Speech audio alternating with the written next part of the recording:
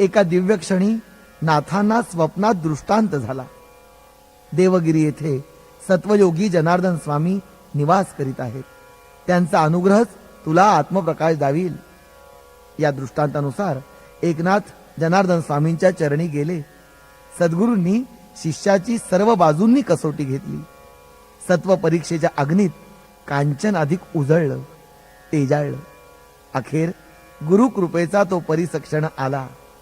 जनार्दन स्वामींनी एका पर्वत शिखरावर मलंग वेशातल्या दत्तगुरूंचे साक्षात दर्शन घडविले. भागवत धर्माची विरागी पताका दिगंतात फडकत ठेवणारे एकनाथ महाराज गुरुचरणी विलीन झाले. नाम, ध्यान, माय, बाप चोहीकडे सद्गुरूच दिसू लागले.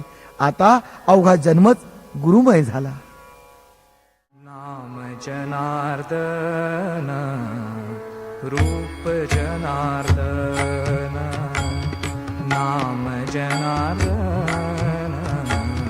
रूप जनार्दन, नाम जनार्दन रूप जनार्दन, ध्यान जनार्दन